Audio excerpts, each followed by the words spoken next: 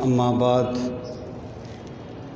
فاعوذ باللہ من الشیطان الرجیم بسم اللہ الرحمن الرحیم اقیموا الصلاۃ وآتوا الزکاۃ صدق اللہ مولانا العظیم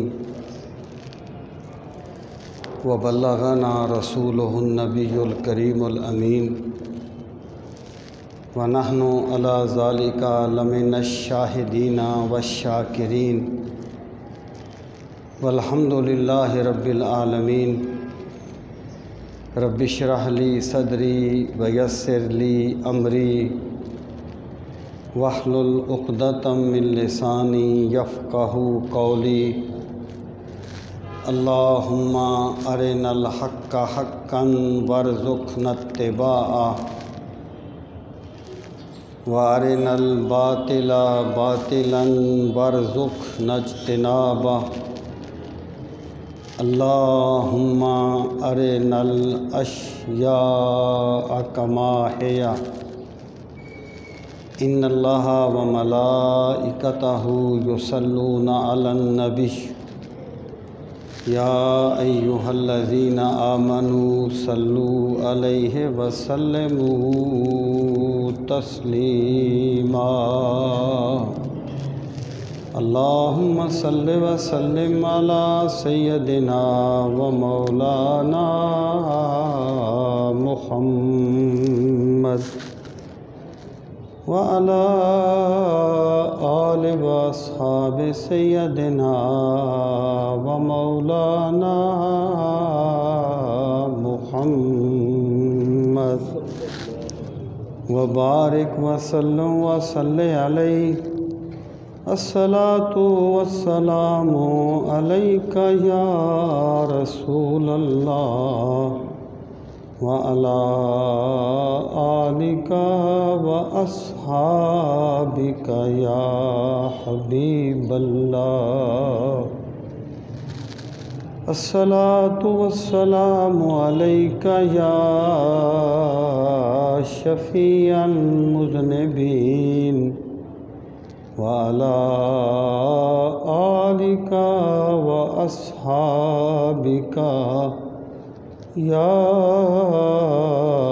رحمۃ للعالمین۔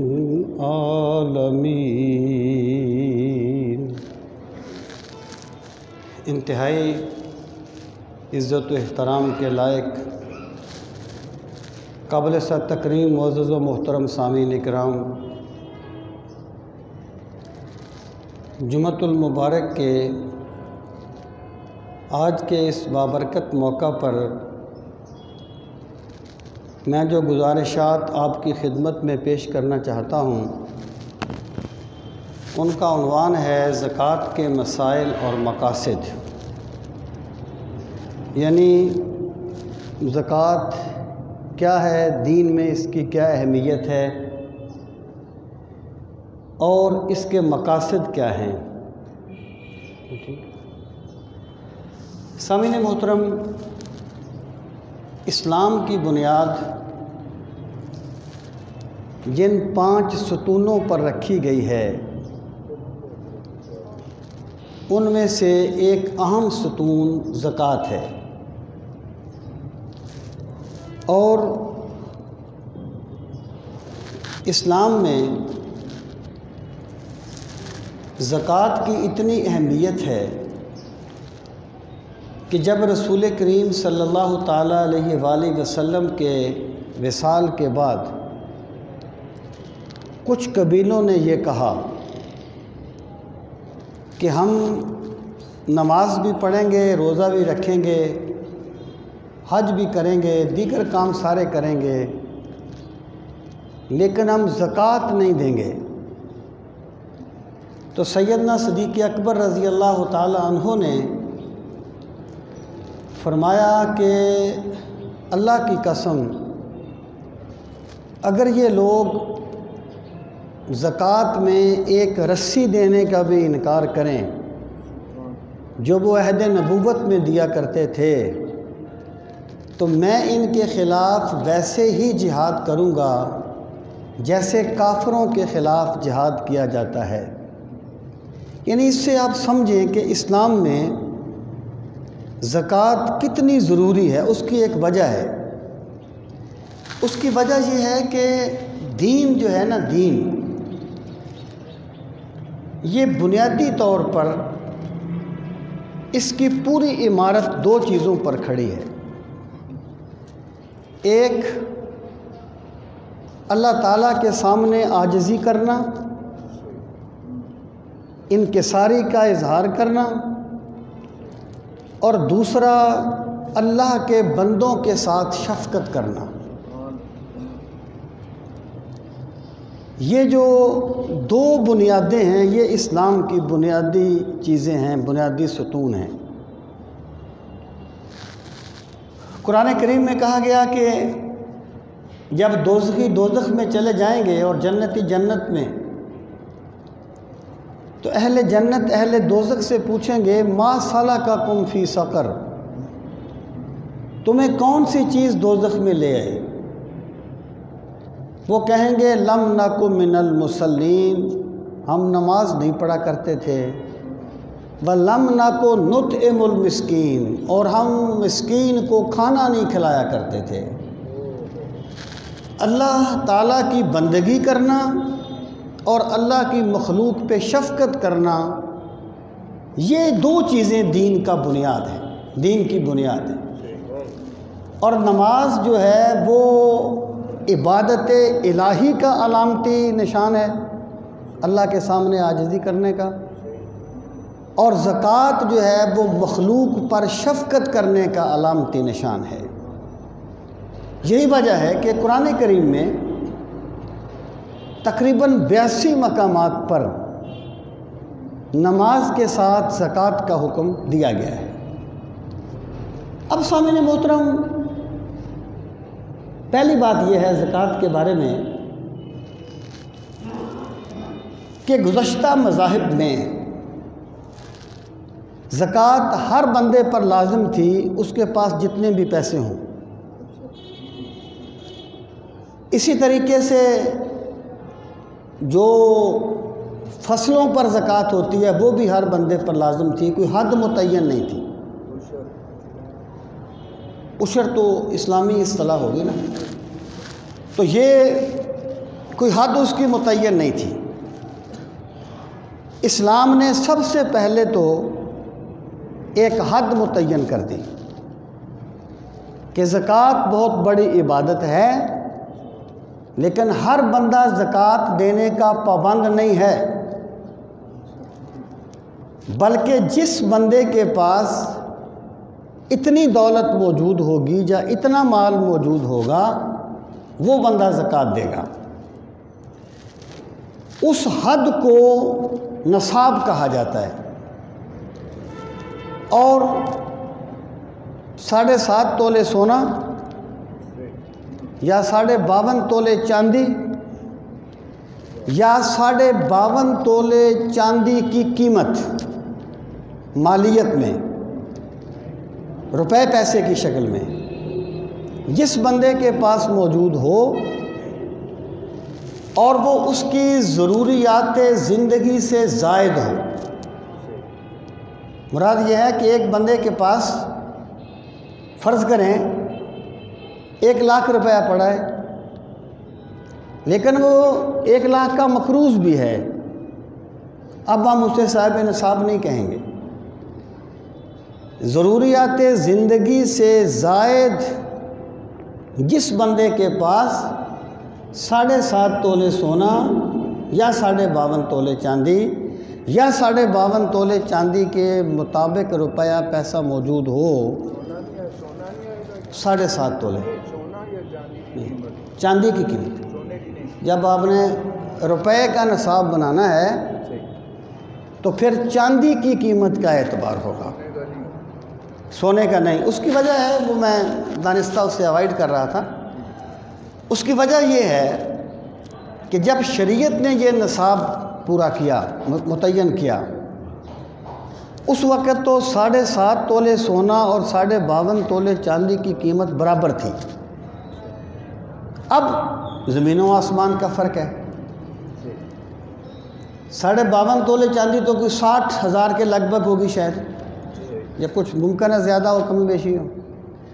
اور 7.5 تولے سونا جو ہے وہ آج کل کوئی 1,10,000 کے لگ بھگ ہے، تو وہ تو بہت بن جاتی. تو فقہا یہ کہتے ہیں کہ ایسی صورت میں نصاب اس کو قرار دیا جائے گا جس میں فقیروں کا زیادہ نفع ہو، جو انفع للفقراء ہو. اگر ہم سونے کو نصاب قرار دیں گے تو بہت کم بندے صاحب نصاب بنیں گے نسبتاً، اور اگر چاندی کو قرار دیں گے تو بہت زیادہ بندے صاحب نصاب بنیں گے. اس میں غریبوں کا زیادہ فائدہ ہوگا. اب سامعین محترم، جس بندے کے پاس اتنے پیسے ہوں وہ صاحب نصاب ہے. اس مقدار کو نصاب کہا جاتا ہے. اور جب کسی بندے کے پاس اتنے پیسے آ گئے تو وہ بندہ جب اس کا سال پورا ہو جائے گا تو وہ اپنے مال کا 40واں حصہ جو اللہ نے زکوٰۃ کے مصارف طے کر دیے ہیں ان میں سے کسی کو یا سب کو ادا کرے گا. یہاں پر ایک چیز اور یاد رکھیں کہ یہ ہمارے ہاں جو ایک کنسپٹ ہے کہ رمضان جو ہے وہ زکوٰۃ کا مہینہ ہے، یا رجب جو ہے یہ زکوٰۃ کا مہینہ ہے. نہ جانے اس کا کیا سبب ہے. بہرحال ایسا کوئی اسلامی حکم نہیں ہے.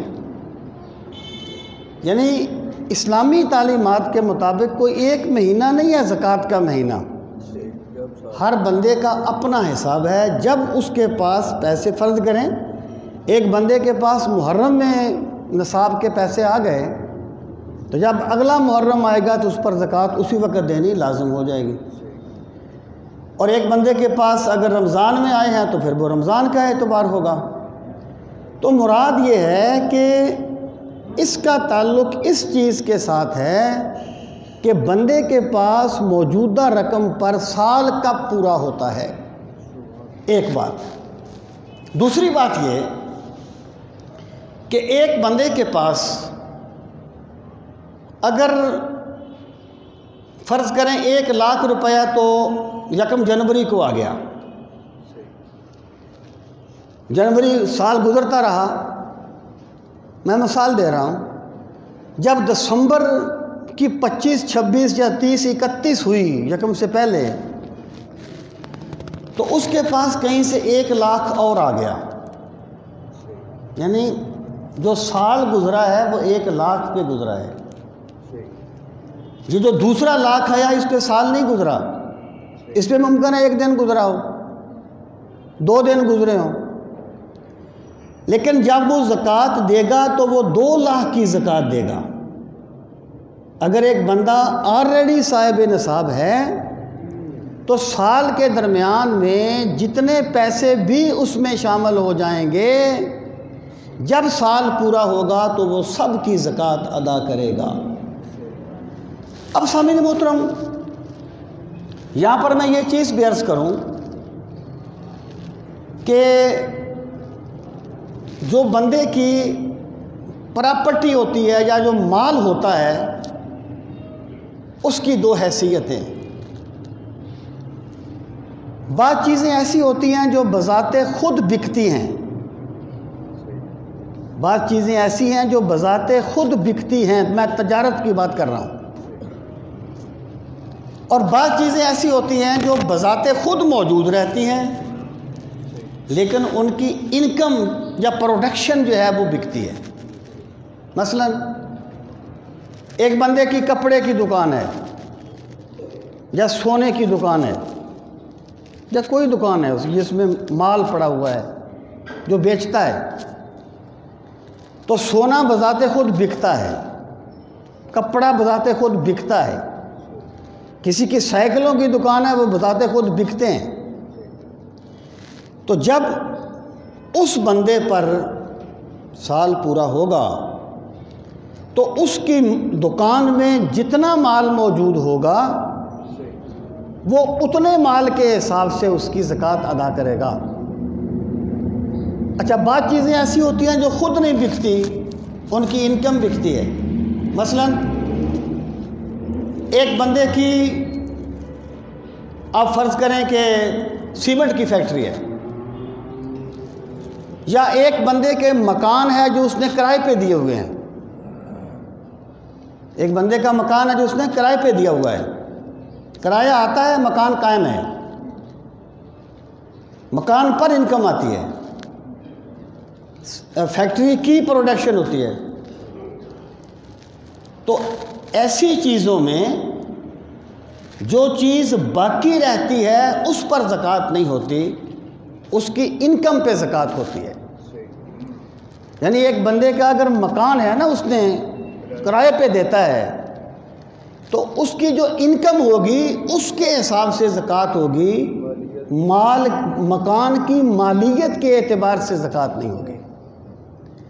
اسی طریقے سے اگر کسی کی فیکٹری ہے تو مشینری پر زکوٰۃ نہیں ہوگی، اس کی جو پروڈکشن ہے، اس کی جو وہ چیزیں وہ جو پیدا کرتا ہے اس پر زکوٰۃ ہوگی. اب سامعین محترم، زکوٰۃ جو ہے ہمیں یہ سمجھ لینا چاہیے کہ زکوٰۃ کے مقاصد کیا ہیں. اللہ تعالیٰ نے کس لیے زکوٰۃ لازم کی ہے؟ تو اس کے مقاصد ہمیں اس کے مصارف پر غور کرنے سے معلوم ہوتے ہیں. زکوٰۃ کے مصارف جو ہیں ان میں سے پہلی جو چیز ہے وہ ہے فقیر یا مسکین. انما الصدقات للفقراء والمساکین، کہ زکوٰۃ فقراء اور مساکین کے لیے ہے. فقراء اور مساکین سے مراد کیا ہے؟ معاشرے کے پسے ہوئے فرد. دیکھیں، زندگی کی دوڑ میں ایک تو ہے نا کوئی بندہ پیشہ ور گداگر بن جائے، اس کی تو اسلام میں بہت مذمت کی گئی ہے. اور رسول کریم علیہ السلام نے فرمایا جو اس طریقے سے بھیک مانگے گا، جب وہ قیامت کے دن اللہ کی بارگاہ میں آئے گا تو اس کے چہرے پہ گوشت نہیں ہوگا.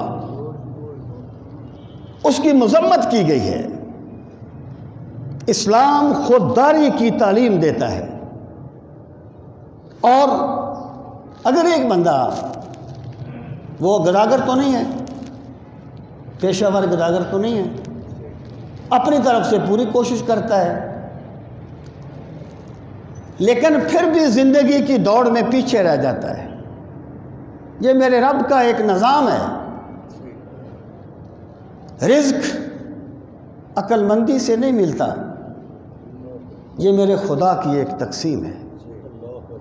رزق اللہ کا ایک راز ہے. ممکن ہے وہ کسی برے کو دے دے، ممکن ہے وہ کسی اچھے کو دے دے. اسلام یہ کہتا ہے، پہلا مصرف یہ بیان کیا، انما الصدقات للفقراء والمساکین، کہ جو زکوٰۃ ہے یہ فقراء اور مساکین کو دی جائے گی. فقیر اور مسکین میں تھوڑا سا فرق ہے. فقیر اور مسکین کی تعریف میں امام ابو حنیفہ کی رائے یہ ہے،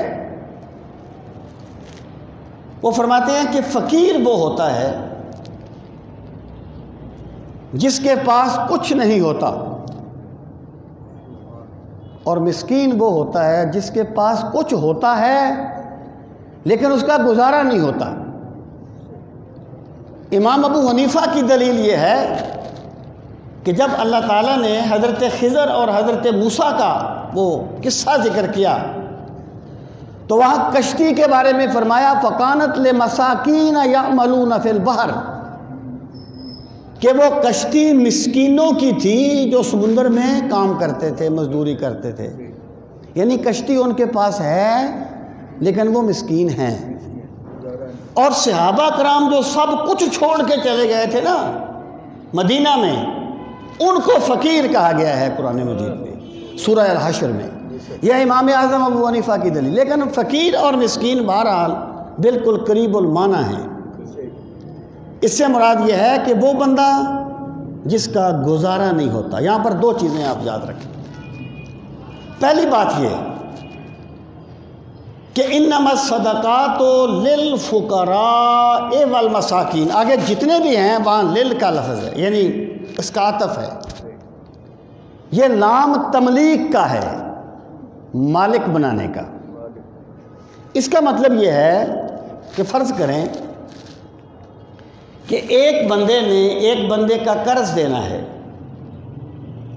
وہ اسے کہتا ہے یار میری زکوٰۃ میں نے ادا کرنی ہے، تو نے میرا 5,000 قرض دینا ہے اور 5,000 ہی میری زکوٰۃ بنتی ہے، تو مستحق زکوٰۃ ہے، تو میں تجھ سے 5,000 نہیں لیتا، تو میں وہ زکوٰۃ میں منہا کر دیتا ہوں، مائنس کر دیتا ہوں۔ اس طرح زکوٰۃ ادا نہیں ہوگی، کیونکہ زکوٰۃ میں تملیک شرط ہے، مالک بنایا جائے گا،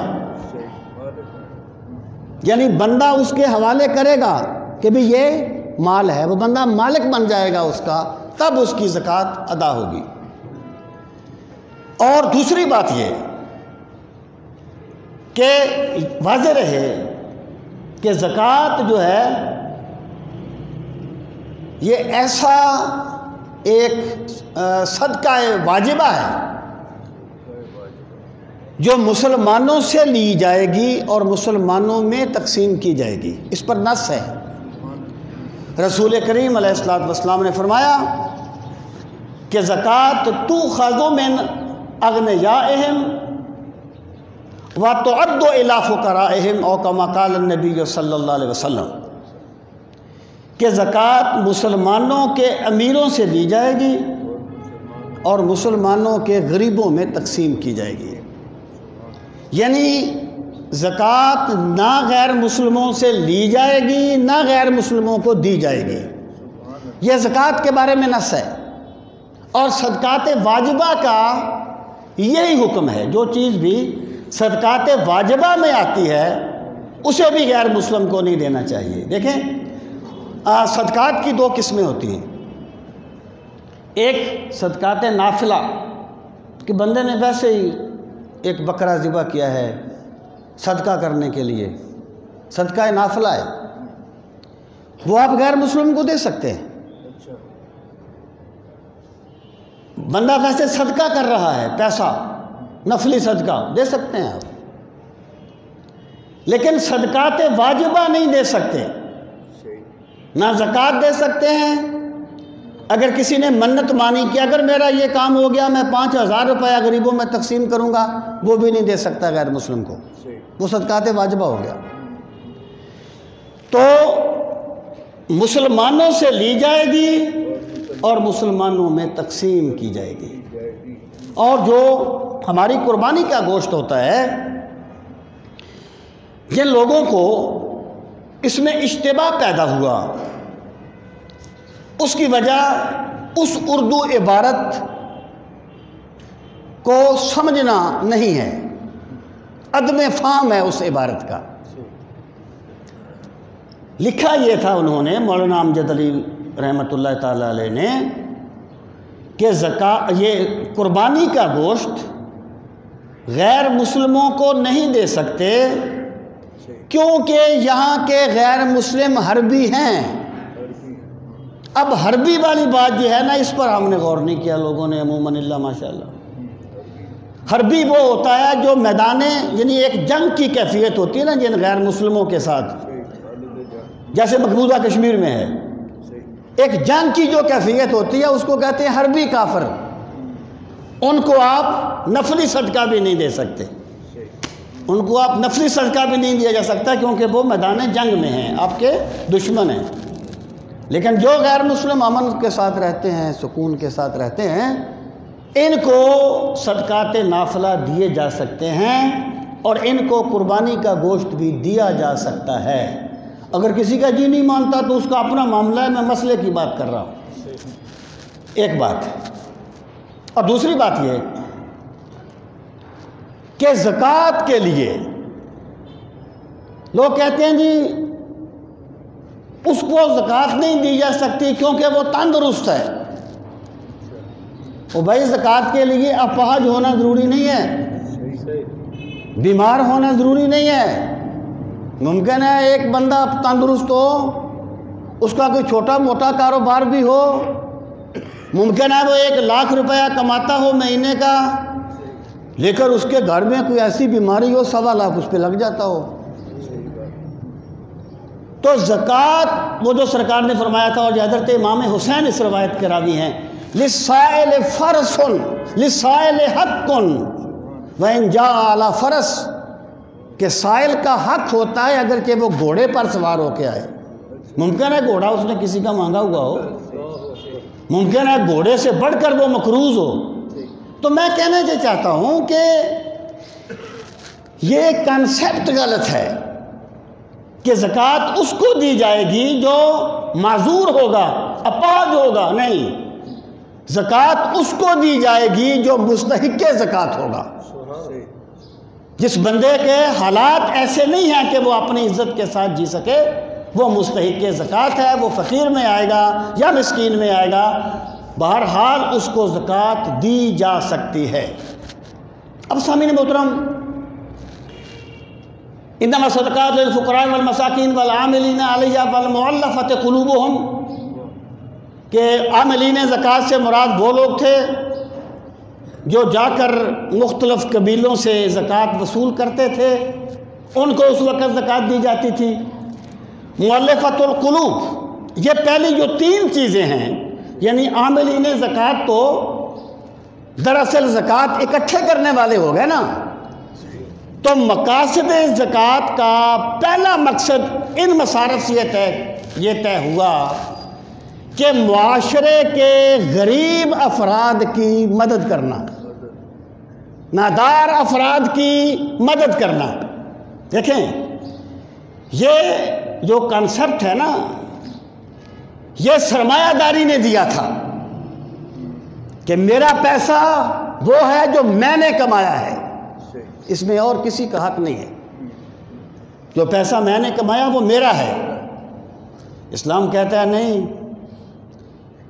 وَفِي أَمْوَالِهِمْ حَقٌّ لِلسَّائِلِ وَالْمَحْرُومِ، کہ تمہارے مالوں میں محتاج اور محروم کا حق ہے۔ جو مال تم نے کمایا ہے نا، اس میں اللہ نے غریبوں کا حق رکھا ہے، اور اس کو زکوٰۃ کہنے کا ایک سبب بھی یہ ہے۔ ایک تو زکوٰۃ زرع و نما ہو گیا نا، کہ زکوٰۃ کا لفظی معنی ہے بڑھنا، ترقی کرنا، پرورش پانا، نمود کسی چیز کی، نمود اس کا بڑھنا آگے۔ اس سے مراد یہ ہے کہ زکوٰۃ وہ چیز ہے جب بندہ اسے اللہ کی رضا کے لیے اخلاص کے ساتھ دیتا ہے تو اللہ تعالیٰ اس کے مال میں برکت عطا فرماتا ہے۔ اس کو زکوٰۃ اس لیے کہا جاتا ہے کہ یہ بندے کے مال اور رزق کے بڑھنے کا سبب بنتی ہے۔ اور ایک زکوٰۃ کا مطلب ہوتا ہے پاکیزگی، پاک ہونا۔ یہ پاک ہونے کے پھر 2 پہلو ہیں۔ ایک پہلو یہ کہ مطلق مال کی محبت برائی نہیں ہے، یہ انسانی فطرت ہے۔ اگر مال کی محبت نہ ہو تو نظم کائنات ختم ہو جائے۔ یہ میرے رب کا ایک نظام ہے۔ ایک ہے اس محبت کو اعتدال سے آگے لے جانا، وہ مذموم ہے۔ اعتدال سے آگے لے جانا مذموم ہے۔ تو زکوٰۃ وہ ہے کہ جب بندہ اللہ کی رضا کے لیے زکوٰۃ ادا کرتا ہے تو اللہ اسے مال کی بے جا محبت سے محفوظ کر دیتا ہے، پاک کر دیتا ہے۔ تثبیتاً قرآن کریم میں کہا گیا یہ تمہارے دلوں کو ایمان پر پختہ رکھنے کا سبب بنتی ہے۔ اور یہ جو پاکیزگی ہے اسی کا دوسرا پہلو ہے کہ اللہ تعالیٰ نے مالداروں کے حق میں غریبوں کا حق رکھا ہے، غریبوں کا حق رکھا ہے۔ جو بندہ زکوٰۃ نہیں دے گا وہ گویا دوسروں کا حق اپنے حق میں ملا لے گا، اور جیسے دودھ کا ایک بہت بڑا برتن شراب کے قطروں سے ناپاک ہو جاتا ہے، اس طرح اس کا مال بھی پاک نہیں رہے گا جو غریبوں کو ان کا حق ادا نہیں کرے گا۔ اسے اس لیے زکوٰۃ کہا جاتا ہے۔ تو پہلا اس کا مقصد کیا ہے کہ غربہ پروری اور معاشرے کے نادار اور پسے ہوئے لوگوں کی مدد کرنا۔ اور سامعین محترم، یہ بہت بڑی عبادت ہے۔ صوفیہ کہتے ہیں، حضرت شیخ عبد القادر جیلانی الحسنی والحسینی رحمۃ اللہ تعالی علیہ فرماتے ہیں کہ میں نے تمام عبادات میں غور کیا، فتشت الاعمال کلھا، تمام اعمال میں غور کیا، لیکن بھوکوں کو کھانا کھلانے سے بڑھ کر اللہ کی بارگاہ میں کسی عبادت کو مقبول نہیں پایا۔ صوفیہ یہ کہتے ہیں کہ یہ وہ عبادت ہے جو بندے کو پر لگا کے اللہ کی حریم ناز تک لے جاتی ہے۔ غربہ پروری، غریبوں کا خیال رکھنا۔ سامعین محترم، حضرت خواجہ حمید الدین ناگوری رحمۃ اللہ تعالی علیہ اور حضرت بابا فرید گنج شکر آپس میں دوست تھے۔ انہوں نے آپس میں طے کیا کہ جو بندہ بھی ہم میں سے پہلے دنیا سے جائے گا وہ دوسرے کو بتائے گا کہ اللہ کو کون سی عبادت زیادہ پسند ہے۔ حضرت خواجہ حمید الدین ناگوری رحمۃ اللہ تعالی علیہ کا وصال پہلے ہو گیا۔ حضرت بابا فرید گئے اور جا کے عرض کیا کہ حضرت ایک وعدہ فرمایا تھا، تو ان کے مزار پاک پر چادر کے نیچے ایک کاغذ پہ ایک شعر لکھا ہوا ملا کہ جملہ فنون شیخ نیرزد بکام خس، جملہ فنون شیخ نیرزد بکام خس، راحت با دل رساں کہ ہمیں مشربست و بست، کہ جملہ علوم و فنون کسی کام نہیں آئے، دکھی بندوں کی مدد کر، اللہ کو اس سے بڑھ کے کوئی عمل مقبول نہیں ہے۔ یہ جو ہے نا جی غربہ پروری، یہ زکوٰۃ کا مقصد اولی ہے۔ انما الصدقات للفقراء والمساکین والعاملین علیہا والمؤلفۃ قلوبہم، یہ جو مؤلفۃ القلوب ہیں، یہاں سے زکوٰۃ کا دوسرا مقصد شروع ہوتا ہے، اور وہ ہے تحفظ دین، دین کی بقا۔ اس میں یہ والمؤلفۃ قلوبہم آ جاتا ہے، اور اسی میں وفی سبیل اللہ آ جاتا ہے، راہ خدا میں مجاہدین کے لیے۔ اور سامعین محترم، میں یہاں پہ یہ بات عرض کروں کہ مؤلفۃ القلوب سے مراد وہ لوگ تھے کہ اگر کوئی غریب مسلمان اسلام قبول کرتا تو وہ اس کو تنگ کرتے، اس پہ تشدد کرتے۔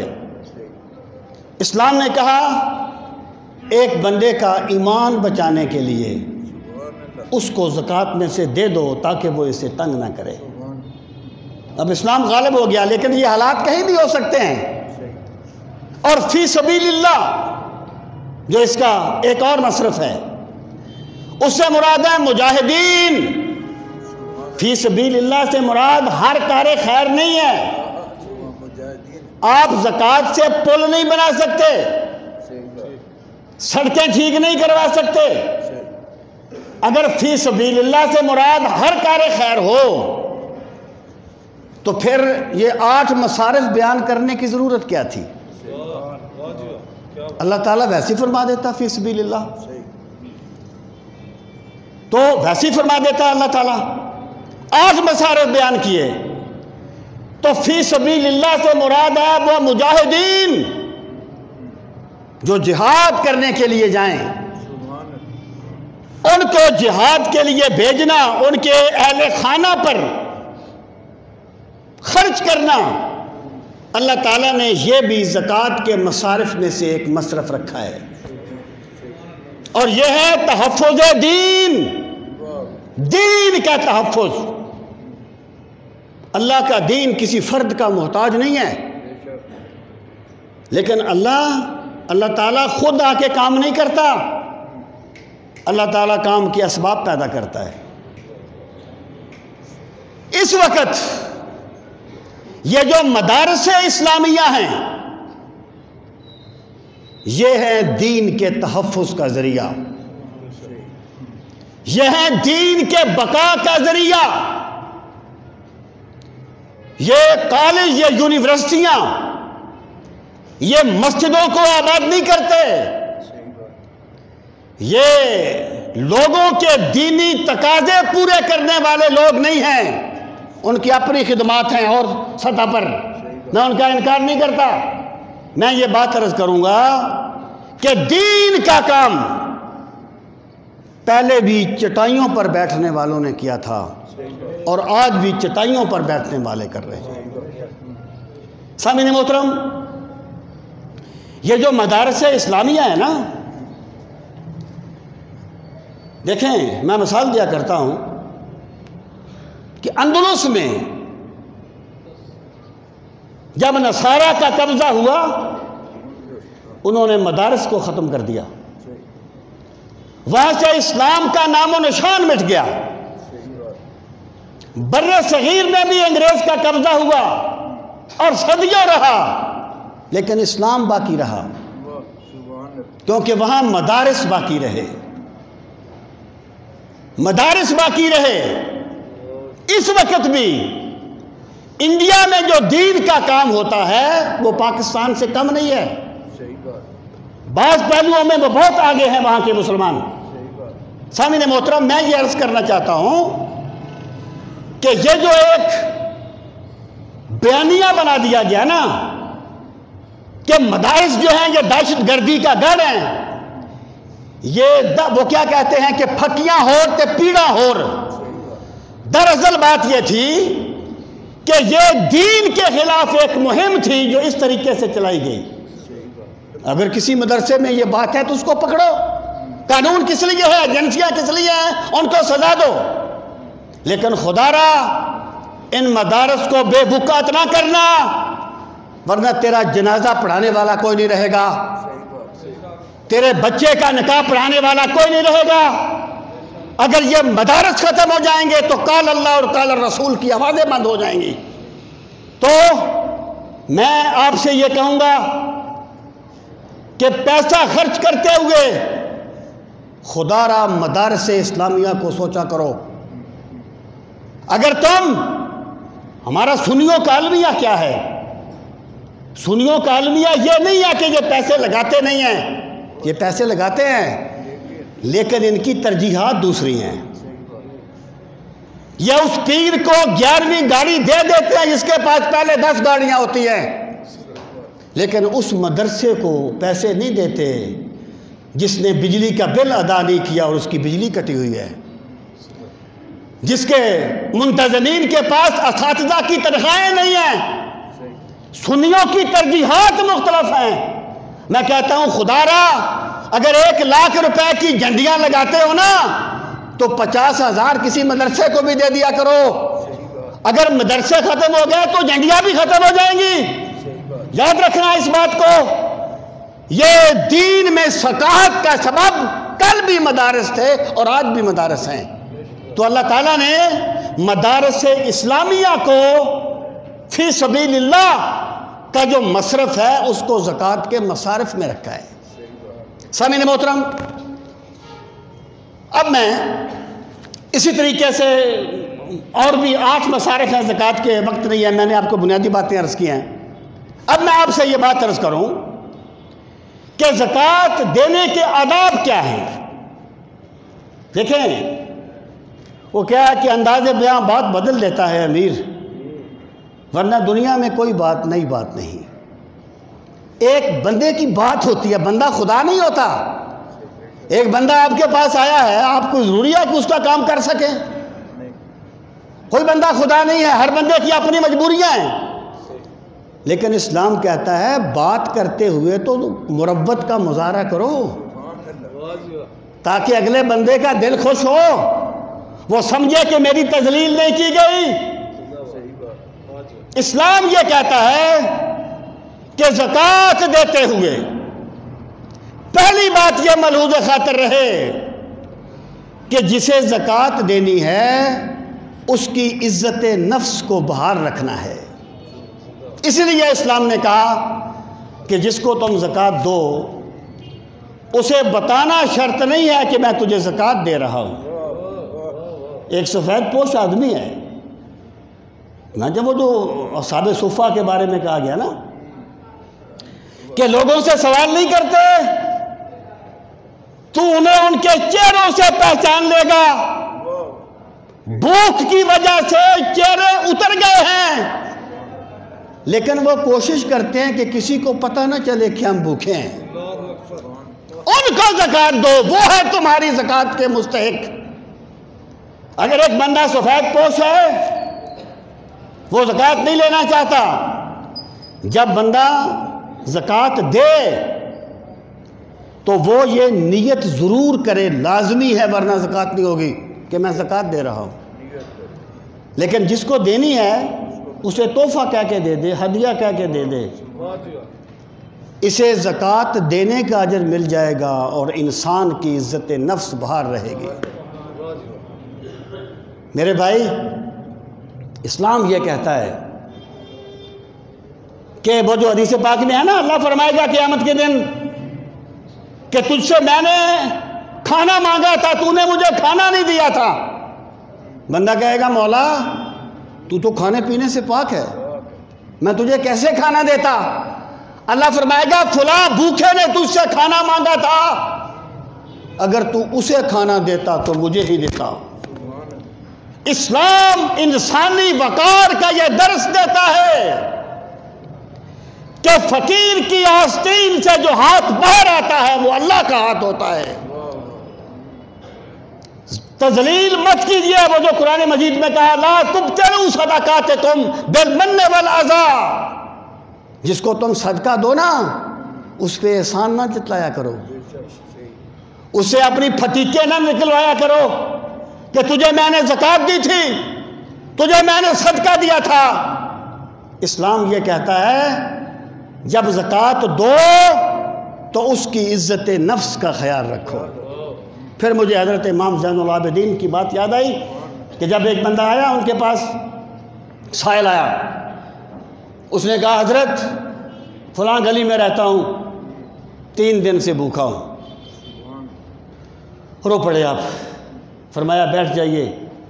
گھر میں گئے، جو کچھ بھی تھا لا کر رکھ دیا اور فرمایا بھائی جب جانے لگو اٹھا کے لے جانا۔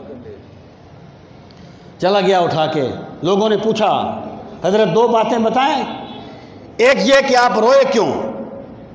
آپ نے فرمایا، رسول کریم علیہ السلام نے فرمایا جس بستی میں ایک بندہ بھوکا سو جائے اللہ اس بستی کی حفاظت کا ذمہ اٹھا لیتا ہے۔ یہ بندہ اس بستی میں بھوکا سو گیا اور مجھے پتہ نہیں چلا، میں ڈرتا ہوں کہیں ہم پہ اللہ کا عذاب نہ آ جائے۔ اور پھر فرمایا دوسری بات یہ کہ میرے پاک نبی علیہ السلام نے فرمایا دینے والا ہاتھ لینے والے ہاتھ کے اوپر ہوتا ہے۔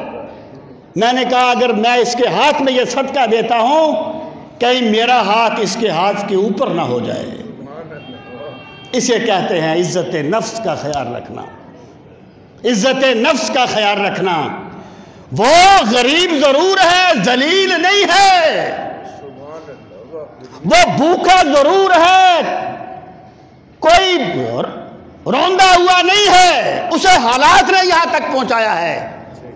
اسلام کہتا ہے عزت نفس کا خیال۔ اور پھر اسلام یہ کہتا ہے کہ جب صدقہ دو نا کسی کو، وَقُلُوبُهُمْ وَجِلَةٌ، ان کے دل ڈرتے ہوتے ہیں، ڈر رہے ہوتے ہیں۔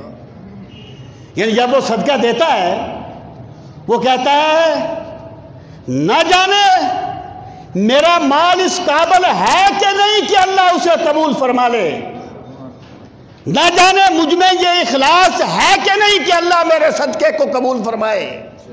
تو جو بندہ صدقہ دیتے ہوئے تکبر نہیں کرتا،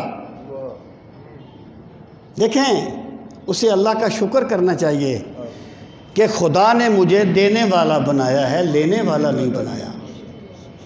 تیری قابلیتیں دھری کی دھری رہ جائیں گی، تیرے سارے اسباب دھرے کے دھرے رہ جائیں گے۔ یہ میرے مولا کی شان ہے، وہ بادشاہوں کو گداگر بنا دیتا ہے، وہ گداؤں کے سر پہ شاہی کے تاج سجا دیتا ہے۔ تو جو بندہ یہ سوچ لے کہ اللہ کا شکر ہے کہ میرے خدا نے مجھے دینے والا بنایا، لینے والا نہیں بنایا، تو پھر صدقہ کرتے ہوئے اس میں تکبر نہیں آتا، اس میں عاجزی آتی ہے، اس میں انکساری آتی ہے۔ تو اسلام نے ہمیں یہ درس دیا ہے کہ امیروں کے مالوں میں غریبوں کا حق ہے۔ جو بندہ وہ حق ادا نہیں کرتا، اس کا وہ مال قیامت کے دن اس کے لیے عذاب بن جائے گا، اور جو بندہ حق ادا کرتا ہے اللہ یہاں بھی اس کے مال میں برکت دے گا، وہاں بھی اس کے نامہ اعمال میں برکت دے گا۔ خداوند قدوس ہم سب کو دین کا فہم صحیح نصیب فرمائے۔ وما علینا الا البلاغ المبین۔ جن حضرات نے سنتیں ادا